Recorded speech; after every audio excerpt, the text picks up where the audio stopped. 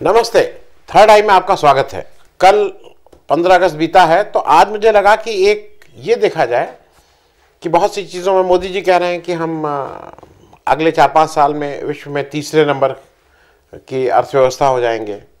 शायद अगले एक आध साल में या हो गए हैं, हम चीन को पीछे छोड़ देंगे आबादी में, वो उसमें, और इसमें बहुत कंट्रीब्यूशन है मतलब मोदी जी के उससे।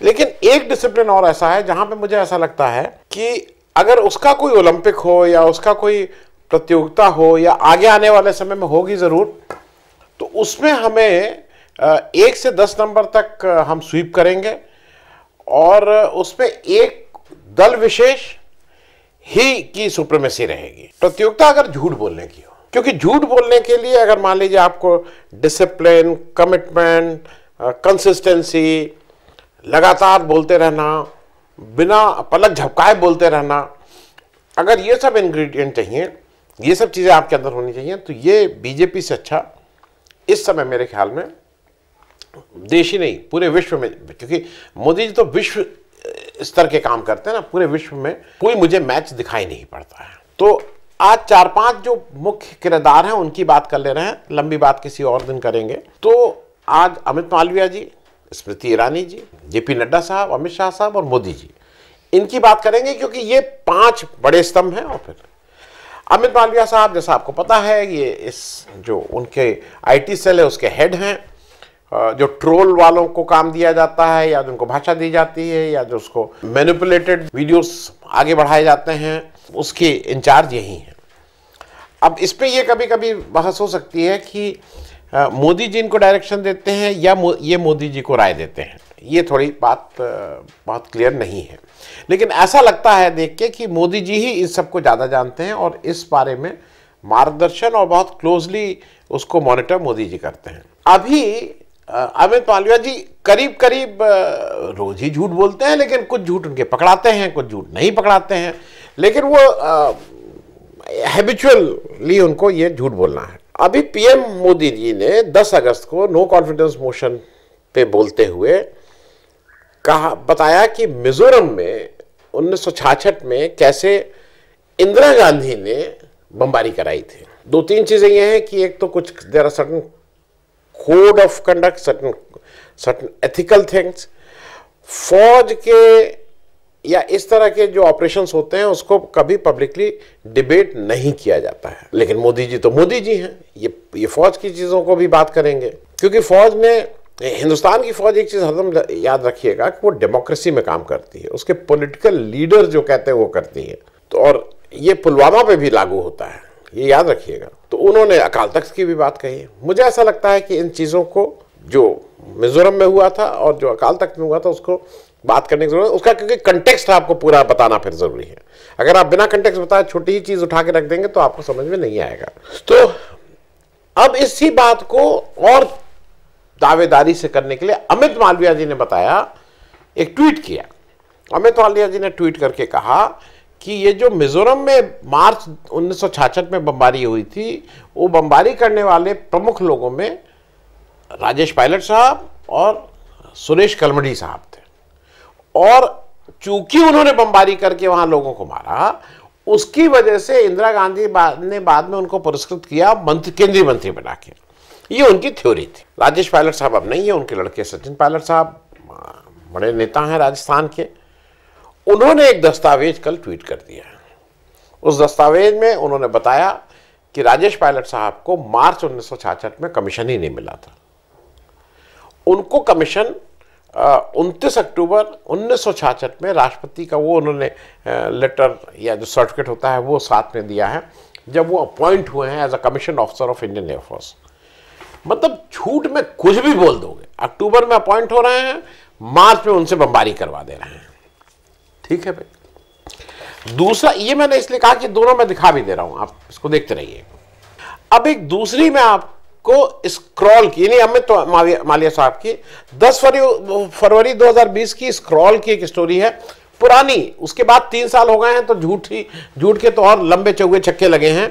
लेकिन उस स्क्रॉल की रिपोर्ट ने अपनी हेडिंग दी है, Amit Malviya fake news fountain, 16 pieces of misinformed spread by the BJP IT cell chief। ये उसके बिल्कुल सबसे बड़े वो हैं, बड़े वाले हैं जिसको कहते हैं झूठ झूठ की फैक्ट्री के, फेक न्यूज़ फैलाने की।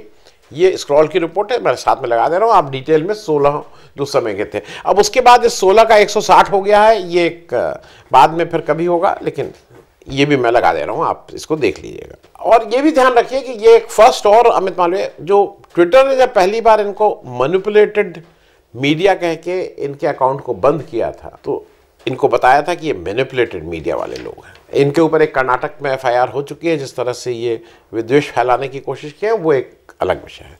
अब आ जाइए स्मृति ईरानी जी पे। स्मृति ईरानी जी का एक, आपको अगर याद हो, जब राहुल गांधी भारत जोड़ो यात्रा शुरू किए तब स्मृति ईरानी ने, अच्छा उनकी स्टाइल होती है, एक तो गुस्से में बोलती हैं, क्यों गुस्से में हरदम रहती हैं समझ में नहीं आता। कुछ लोगों का गुस्सा नहीं समझ में आता है, हरदम गुस्से में रहती हैं। तो बहुत गुस्से में बोली, उन्होंने कहा इन्होंने जाके विवेकानंद, स्वामी विवेकानंद की मूर्ति के आगे शीश नहीं दबाया, ये क्या है भारत जो, ये है ही नहीं भारतीय। तुरंत वो आ गई, फोटो आ गई, कैसे राहुल गांधी ने भारत जोड़ो यात्रा शुरू करने से पहले कन्याकुमारी में जाके हाथ जोड़ा और शीश नवाया। आज मैं पूछना चाहती हूं कांग्रेस पार्टी से, आप कहते हैं आप यात्रा कर रहे हैं भारत को जोड़ने की, अरे अगर कन्याकुमारी से चले तो कम से कम इतनी निर्लज्जता तो ना दिखाते, स्वामी विवेकानंद जी को प्रणाम कर कर तो बताते, लेकिन वो भी राहुल गांधी को स्वीकार नहीं। लेकिन जो झूठ बोलता है उसकी तो शिकन नहीं पड़ती है। मैं एक छोटा, और स्मृति ईरानी जी ने अपनी लड़की जोश ईरानी के बारे में जो जो झूठ बोले थे वो भी एक, सबको पता भी है, वो रिपोर्ट भी मैं साथ में आपको साझा कर दे रहा हूँ, आप डिटेल में उसको पढ़ लीजिएगा। इनको कुछ दिक्कत क्या है कि इनके जीवन का अभी तक का जो अचीवमेंट है वो ये है कि ये अमेठी से इन्होंने राहुल गांधी को हरा दिया है। ये इनका बड़ा अचीवमेंट है और है भी बड़ा अचीवमेंट। अब ये बताती हैं कि मणिपुर में राहुल गांधी जब जून में गए तो इन्होंने जून में गए, लेकिन 3 मई से इन्होंने आग लगा दी थी।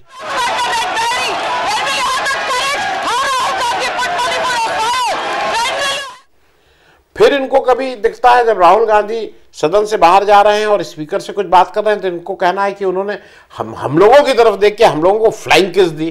तो इस तरह का इनकी आदत है। अब जेपी नड्डा साहब आ जाइए। जेपी नड्डा साहब के तमाम झूठ हैं, लेकिन मैं सिर्फ एक आपको करके आगे बढ़ूंगा। जेपी नड्डा साहब जब कर्नाटक इलेक्शन था तब इन्होंने बताया था कि मदुरई में एम्स का 95% काम पूरा हो गया है। मदुरई तमिलनाडु में है। And that was one thing which is also. Pon Radhakrishnan ji always came to me. He said that we need all Indians of medical sciences, and I am happy to share with you that 1,264 crores were allotted to make this all Indians of medical sciences, and there was a problem where to make it. We wanted to make it constructed in Madurai. We were successful in it because of your help, and today 95% of the work of the All India Institute of Medical Sciences has completed. उसकी report भी आ गई, उसमें भी साफ साफ आ गया कि मदुरई में मतलब कहीं कोई 95 कोई काम ही नहीं हुआ है भाई इस तरह का। वहाँ के जो लोकल एमएलए एमपीस थे उन्होंने जाके वहाँ की वीडियोग्राफी करके पूरा दिखा दिया कि भाई साहब किस तरह से झूठ बोलना है। Mr. Nadda has spoken in Madurai. He has told that 95% of the building has been completed in Madurai. This is the site which the work should have been completed, and it's very amazing that former health minister lies like this of completion of 95% of work in AIIMS. This is the way they cheat the people.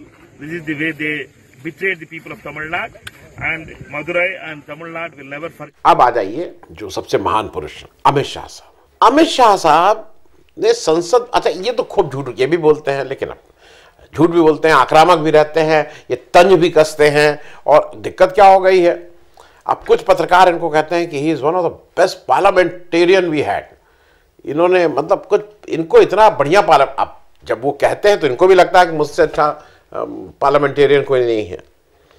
तो कलावती की कहानी इन्होंने संसद में सुनाई।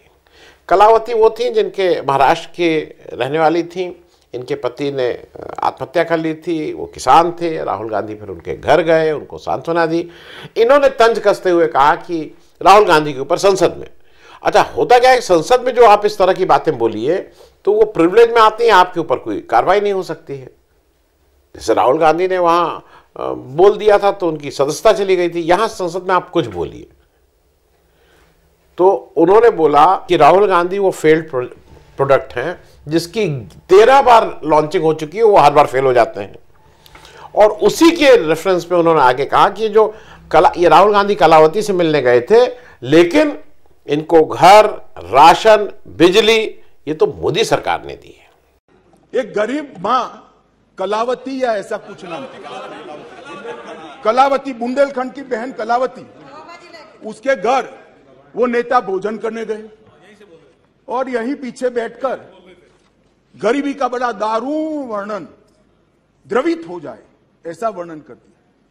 ठीक है भाई, अच्छा किया, आप इतने बड़े व्यक्ति होकर गरीब कलावती के घर पर भोजन पर गए, उसका भोजन कर लिया और इसकी वेदना को यहां वाचा दे दी। मगर बाद में इनकी सरकार 6 साल चली। मैं पूछना चाहता हूं वो कलावती क्या क्या करा? वो कलावती को घर, बिजली, गैस, शौचालय, अनाज, स्वास्थ्य ये सब देने का काम नरेंद्र मोदी ने किया। अब कलावती जी ने अपना एक इंटरव्यू बीबीसी को दिया है। उस इंटरव्यू में उन्होंने साफ साफ बताया कि कैसे राहुल गांधी उनसे मिलने गए, फिर कैसे तुरंत 3 लाख रुपए की उनकी आर्थिक मदद हुई और फिर बाद में 30 लाख रुपए भी उनके अकाउंट में आए और जिसकी वजह से उनकी बहुत सी जो समस्याएं थी उसका समाधान हुआ। चक्कर यह है कि ये बहुत से इस तरह की जो लोग मदद करते हैं वो बोली नहीं जाती हैं, लेकिन मोदी जी और अमित शाह को तो लगता है नहीं इसको बोलना भी चाहिए। एक और बानगी देख लीजिए, क्योंकि ये खुद ही कहते हैं ये सब जुमले हैं, तो इसको जुमला कहिए, झूठ कहिए, वक्तव्य कहिए। अमित शाह का एक और देख लीजिए, कह रहे हैं क्या, सुन लीजिए क्या कह रहे हैं। कह रहे हैं 3 दिन यूक्रेन और रूस का युद्ध मोदी जी ने बंद करवाया, जो हमारे बच्चे वहां 20,000 की 23,000 बच्चे फंसे थे उनको निकलवाया और फिर उन्होंने युद्ध शुरू हो गया। यूक्रेन से उड़ाने कर दोनों राष्ट्राध्यक्षों से बात कर 3 दिन तक युद्ध बंद कर 23,000 भारतीयों को घर पे लाने का काम नरेंद्र मोदी। तो उस पे इन्हीं के विदेश मंत्रालय के व्यक्ति का क्या कहना है? उसका कहना है कि अगर ये सब अजीब तरह की स्टोरी है, मतलब हम युद्ध बंद करवाएंगे फिर हम भी कहेंगे अच्छा आप रिज्यूम करो, वो उन्हीं का है, ये पूरा उन्हीं के लोगों का। Extrapolating that somebody is holding a bombing or that this is somewhere we are coordinating, that I think is absolutely inaccurate. I don't think if I could be more facetious, then it will extrapolate itself. So we would then order a bombing. I think that's really getting a bit much ahead of ourselves. तो झूठ का ये भी देख लीजिए। और last में हमारे शिरोमणि जी, महानायक, इस सदी नहीं, उसके पिछले 1000 साल के सबसे बड़े नायक और अगले 1000 साल तक जैसा नायक हमें नहीं मिलेगा। मोदी जी जब विदेश गए तो उन्होंने उसकी रफ्तार थोड़ी और तेज कर दी। तो उन्होंने वहां कहा कि हम प्रत्येक वर्ष भारत में एक IIT और एक IIM खुलता है। साथियों, आप जानकर के खुशी होगी भारत कितनी तेज गति से आगे बढ़ रहा है। आज भारत में हर साल एक नया IIT और एक नया IIM बन रहा है। अब जुलाई 2023 में, अभी 1 महीना पहले भी नहीं, 1 महीना भी नहीं हुआ है, इन्हीं के मंत्री ने संसद में लिखित रूप से यह जवाब दिया कि पिछले 5 वर्ष में हिंदुस्तान में कोई नया IIT और IIM नहीं खुला है। मोदी जी कह रहे हैं हर साल खुलता है। अब मोदी जी कह रहे हैं तो कह रहे हैं भाई, आप मानिए खुलता है। दूसरा, एक मोदी जी गए बिहार या अपने चुनावी भाषण, उन्होंने बताया कि दरभंगा में एम्स खुल गया। बेहतर स्वास्थ्य सुविधाओं के लिए असम के गुवाहाटी से लेकर पश्चिम बंगाल के कल्याणी तक, झारखंड देवघर से लेकर के बिहार में दरभंगा तक, इस प्लानिंग के साथ नए नए एम्स खोले गए हैं। तो तेजस्वी यादव ने ट्वीट किया, तेजस्वी यादव ने कहा भैया कहां खुला, जमीन, आपको जमीन चाहिए थी, हमने जमीन दे दी, उसको बराबर करने के लिए हमने अपने पोर्शन का पैसा भी सैंक्शन कर दिया, जमीन बराबर भी करवा दी, आप अभी तक पता ही नहीं वहां एम्स का। लेकिन मोदी जी के हिसाब से वहाँ एम्स खुल गया, वहाँ बढ़िया, तो जब एम्स खुल गया तो बढ़िया उसमें चल रहा होगा सबका इलाज। अब कुछ दिनों बाद ये बताएंगे, नंबर भी बता देंगे, क्योंकि कैग ने खुद ही कहा है कि अगर 80-88 हज़ार लोगों को जो मर गए हैं उनका भी आयुष्मान भारत में अगर भुगतान हो जा रहा है तो कोई भरोसा नहीं कि कल के दिन कोई फिगर मोदी जी कहें कि दरभंगा में कितनी बढ़िया इलाज चल रहा है, लोग कितने खुश हैं। मेरा सिर्फ कहना यह है कि देश के सर्वोच्च पद पे बैठे हुए लोग अगर अपने वक्तव्य में संभालेंगे नहीं तो एक मुश्किल क्या होगी कि लोग आप ही सब नहीं करते हैं, लोगों को आपकी बात का विश्वास नहीं है, लेकिन लोग उसको जनरली ये मानते हैं कि ये सब नेता सब झूठ बोलते हैं। झूठ बोले आप भुगतेंगे, कोई बहुत से नेता अच्छे भी होते हैं, किस पार्टी में होते हैं, कहाँ होते हैं, मैं ये नहीं बोल रहा हूँ, लेकिन सिर्फ आपके झूठ बोलने की वजह से आप उन सारे लोगों को जो समाज में कुछ काम करते हैं या करने की कोशिश करते हैं उनके लिए भी आप मुश्किल पैदा कर रहे हो।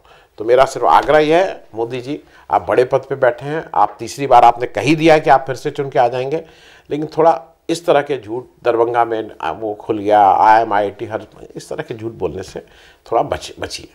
थैंक यू सो मच, धन्यवाद।